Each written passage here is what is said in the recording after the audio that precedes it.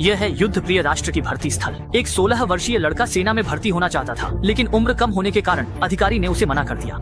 इसी समय लड़के के पिता आगे आए और बेटे के साथ सेना में भर्ती होने की मांग की, लेकिन अधिकारी ने उनकी उम्र ज्यादा देखकर झुंझलाहट के साथ उन्हें मना कर दिया। लेकिन जब लड़के के पिता ने एक पहचान पत्र निकाला तो अधिकारी उसे देखकर घबरा गया, तुरंत खड़ा हो गया और जल्दी से भर्ती केंद्र के उच्च अधिकारी से अनुमति लेने चला गया। अधिकारी ने पहचान पत्र देखने के बाद तुरंत पहुंच गए। असल में यह पिता एक सेवानिवृत्त कर्नल थे, जिनके पास 17 सम्मान थे। उन्होंने अनगिनत युद्धों में वीरता दिखाई थी और वे एक शार्प शूटर भी थे। इसलिए अधिकारी ने तुरंत पिता पुत्र दोनों के सेना में भर्ती होने की अनुमति दे दी। लड़के का नाम अर्तुर था, जो युद्ध शुरू होने से पहले अपने माता पिता के साथ एक फार्म पर सुखद जीवन बिता रहा था। लेकिन उस दिन जर्मन सैनिकों ने अचानक हमला कर दिया। माँ ने अर्तुर को मेज के नीचे छुपा दिया और खुद जर्मन सैनिकों का सामना करने लगी। लेकिन जर्मन सैनिकों ने कुत्ते के बहुत शोर मचाने के कारण गोली मारकर अर्तुर की माँ को मार डाला।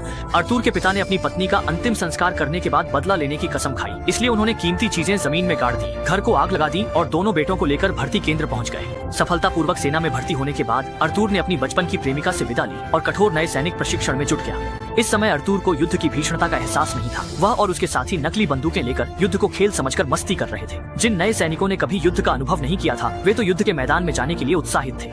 इसी दौरान जब नए सैनिक खेल में मग्न थे, अर्तुर के पिता वलास वहां आ गए। नए सैनिकों को यह समझाने के लिए कि युद्ध बच्चों का खेल नहीं है, उन्होंने उन्हें 10 घंटे तक सैनिक मुद्रा में खड़े रहने की सजा दी। एक अनुभवी सैनिक होने के नाते जिसने युद्ध का मैदान देखा है, वह युद्ध की क्रूरता भली भांति जानता था। अधिकारियों ने उसे सार्जेंट नियुक्त किया ताकि वह इन नए सैनिकों को प्रशिक्षण दे सके। वह नए सैनिकों को बंदूक चलाने का अभ्यास करवाता था। एक दिन जब नए सैनिक प्रशिक्षण ले रहे थे, अचानक एक जर्मन लड़ाकू विमान आ गया। नए सैनिकों ने सोचा उनका विमान है। अच्छा हुआ कि वलास समय पर आकर जोर से छुपने के लिए चिल्लाया, जिससे नए सैनिक एक बड़ी मुसीबत से बच गए। जल्द ही नए सैनिकों का प्रशिक्षण समाप्त हो गया। वे कतार में खड़े होकर अपने हथियार और गोला बारूद ले रहे थे और उरा का नारा लगाते हुए युद्ध के मैदान की ओर दौड़ पड़े। युद्ध के मैदान में पहुंचने के बाद नए सैनिकों को असली युद्ध की क्रूरता का एहसास हुआ। खाइयों में हर तरफ कटे फटे अंग पड़े थे और गोलों के धमाके लगातार उनके कानों के पास गूंज रहे थे। बहुत जल्दी सार्जेंट ने आदेश दिया कि संगीनें लगा लो और सुबह के कोहरे का फायदा उठाकर चुपचाप जर्मन मोर्चे के करीब पहुंच जाओ। नए सैनिक चुपचाप आगे बढ़ते गए। घना कोहरा उन्हें भ्रमित कर रहा था। वे दुश्मन को देख भी नहीं पाए और उड़ती गोलियों से मारे गए। जैसे ही आगे के सैनिकों ने उरा का नारा लगाया, नए सैनिक जर्मन खाई में घुस गए और आमने सामने की भीषण लड़ाई शुरू हो गई। इतने डरपोक नए सैनिक मैंने पहले कभी नहीं देखे थे। दुश्मन सामने खड़ा था, फिर भी वह गोली चलाने की हिम्मत नहीं कर सका।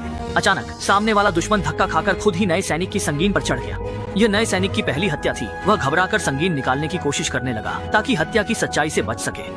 लेकिन अगले ही पल विशेष प्रभाव की आवाज। लड़ाई खत्म होने के बाद आर्थर को सिर्फ सिर में चोट आई थी और वह किस्मत से बच गया।